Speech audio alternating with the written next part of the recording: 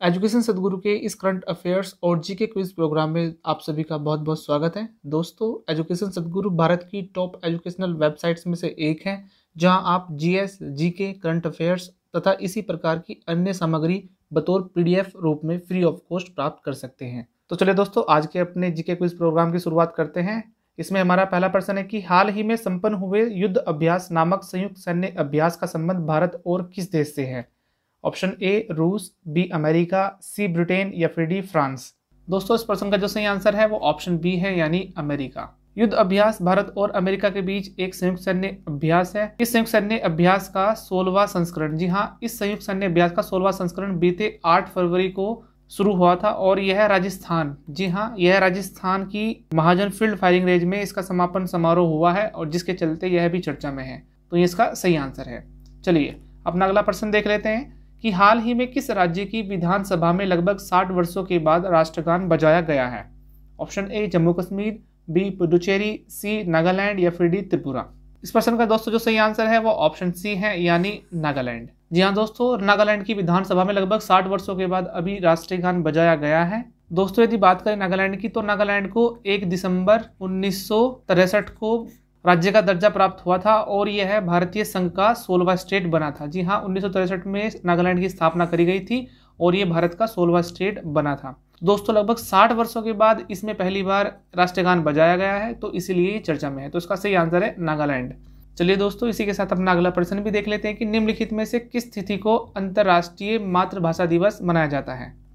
Option A 21 February, B 22 फरवरी, सी 23 फरवरी या फिर D 24 फरवरी। इस प्रश्न का दोस्तों जो सही आंसर है वो ऑप्शन ए है, यानी 21 फरवरी को अंतर्राष्ट्रीय मातृभाषा दिवस मनाया जाता है। यदि बात करें इस वर्ष के इसके थीम की, तो इस वर्ष इसकी थीम शिक्षा और समाज में समावेश के लिए बहुभाषावाद को बढ़ावा देना है। दोस्तों, यदि बात करें इसकी शुरुआत की, तो सन 1999 में यूनेस्को, जी हाँ, यूनेस्को ने 21 फरवरी को अंतर्राष्ट्रीय मातृभाषा दिवस के रूप में घोषित किया था। 1999 में इसकी शुरुआत हुई थी और जब से लेकर ये अब तक लगातार चल रहा है, तो 21 फरवरी इसका सही आंसर है।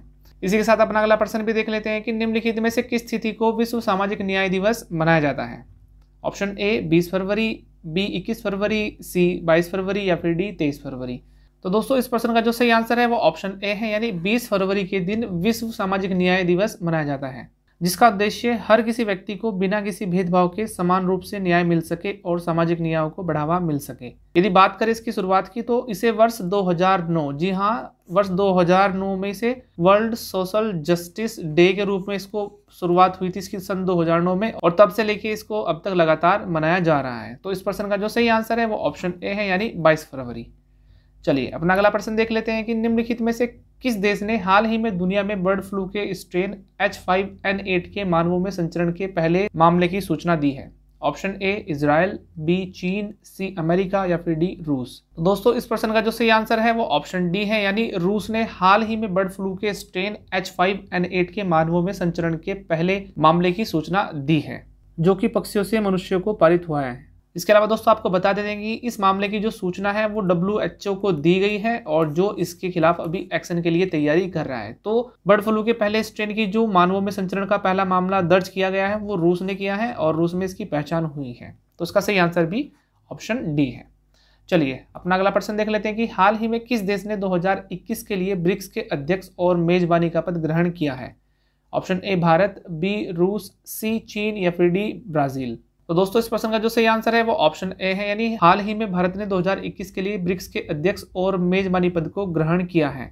इसी के साथ भारत इस साल के सम्मेलन का आयोजन करने के लिए तैयार है और इस साल भारत ब्रिक्स, जी हाँ, ब्रिक्स सम्मेलन की मेजबानी करेगा। B for Brazil, R for Russia, I for India और सी फॉर चाइना और एस फॉर साउथ अफ्रीका। इसकी ये फुल फॉर्म है दोस्तों, और ये दुनिया के सबसे जो टॉप संगठन है उनमें से एक है। तो इसकी मेजबानी 2021 में भारत करेगा, साथ ही साथ उसका अध्यक्ष भी भारत को बनाया गया है। तो इसका सही आंसर ऑप्शन ए है। चलिए अपना अगला प्रश्न भी देख लेते हैं कि निम्नलिखित में से किस इस्लामिक देश ने महिलाओं को सेना में शामिल करने की घोषणा की है? Option A Saudi Arab, B Qatar, C Jordan या फिर डी संयुक्त अरब अमीरात। इस प्रश्न का दोस्तों जो सही आंसर है वो ऑप्शन ए है, यानी सऊदी अरब ने हाल ही में सभी प्रकार की महिलाओं को सभी प्रकार की सेनाओं में शामिल करने की घोषणा की है। आपको बता देते हैं दोस्तों कि इस घोषणा के बाद ही महिलाएं सेना के तीनों अंगों यानी कि आर्मी, एयरफोर्स और नेवी में शामिल हो सकेगी। इसके अलावा दोस्तों आपको एक चीज़ और बता देते हैं दोस्तों कि सन 2019 में, जी हाँ, सन 2019 में सऊदी अरब सरकार ने सेना में महिलाओं की भर्ती की इस योजना को सबसे पहले इसकी घोषणा की थी। और इससे पहले यानी 2018 में वहाँ की जो महिलाएं थी उनको ड्राइविंग लाइसेंस भी प्रदान किया गया था। तब से लेके अब तक सऊदी अरब में महिलाओं के हित में कुछ लगातार फैसले लिए जा रहे हैं। तो दोस्तों इस प्रश्न का जो सही आंसर है वो ऑप्शन ए है, यानी सऊदी अरब में अब महिलाओं को सेना में शामिल करने की घोषणा की गई है। चलिए अपना अगला प्रश्न भी देख लेते हैं कि निम्नलिखित में से किस टेनिस खिलाड़ी ने हाल ही में ऑस्ट्रेलियन ओपन का पुरुष एकल का खिताब जीत लिया है। Option A Roger Federer, B Rafael Nadal, C Novak जोकोविच या फिर डी एंडी मरे। इस प्रश्न का दोस्तों जो सही आंसर है वो ऑप्शन सी है, यानी नोवाक जोकोविच। हाल ही में सर्बिया के दिग्गज टेनिस खिलाड़ी नोवाक जोकोविच ने ऑस्ट्रेलियन ओपन का खिताब जीत लिया है। इसके अलावा दोस्तों आपको बता देते हैं कि जोकोविच का यह 18वां, जी हाँ 18वां ग्रैंड स्लैम है। और अगर दोस्तों बात करें ऑस्ट्रेलियन ओपन की तो यह उनका 9वां खिताब है। तो इस प्रश्न का जो सही आंसर है वो ऑप्शन सी है, यानी कि नोवाक जोकोविच ने हाल ही में ऑस्ट्रेलियन ओपन का पुरुष एकल का खिताब जीत लिया है। चलिए अपना अगला प्रश्न भी देख लेते हैं कि हाल ही में किस टेनिस खिलाड़ी ने ऑस्ट्रेलियन ओपन टेनिस के महिला सिंगल्स का खिताब जीत लिया है। Option A Serena Williams, B Venus Williams, C Maria Sharapova या फिर डी नाओमी ओसाका। इस प्रश्न का दोस्तों जो सही आंसर है वो ऑप्शन डी है, यानी नाओमी ओसाका। हाल ही में जापान की नाओमी ओसाका ने महिला एकल फाइनल में जेनिफर ब्रेडी को सीधे सेट में हराकर ऑस्ट्रेलियन ओपन का खिताब जीत लिया है। इसके अलावा दोस्तों आपको बता देते हैं कि यह ओसाका का चौथा ग्रैंड स्लैम खिताब है, जो कि इन्होंने कुल 8 बार जो मुकाबले खेले हैं उन फाइनलों में 4 बार इस खिताब को जीता है, यानी कि 4 बार उनको हार मिली है। और इससे पहले उन्होंने 2018 और 2019 में भी इस खिताब को जीता था। तो वो पिछले 2018-19 के मुकाबले लगातार जीती थी और 2021 का ये उनका चौथा ग्रैंड स्लैम खिताब है। तो इस प्रश्न का जो सही आंसर है वो ऑप्शन डी है, यानी नाओमी ओसाका।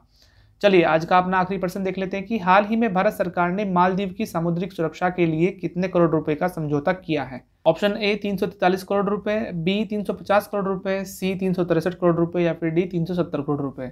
दोस्तों इस प्रश्न का जो सही आंसर है वो ऑप्शन सी है, यानी 363 करोड़ रुपए।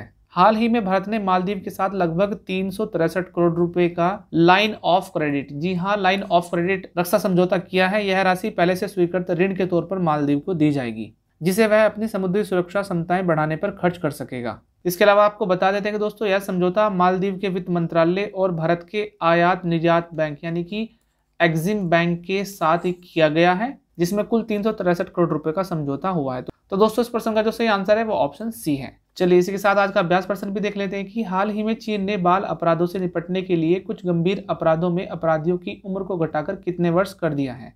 ऑप्शन ए 10 वर्ष, बी 12 वर्ष, सी 14 वर्ष या फिर डी 16 वर्ष। दोस्तों इस अभ्यास प्रश्न का आंसर आप हमारे कमेंट सेक्शन में जरूर दीजिएगा। और यदि आज की वीडियो आपको पसंद आई हो तो वीडियो को प्लीज़ लाइक करें, कमेंट करें और दूसरों के साथ शेयर भी करें।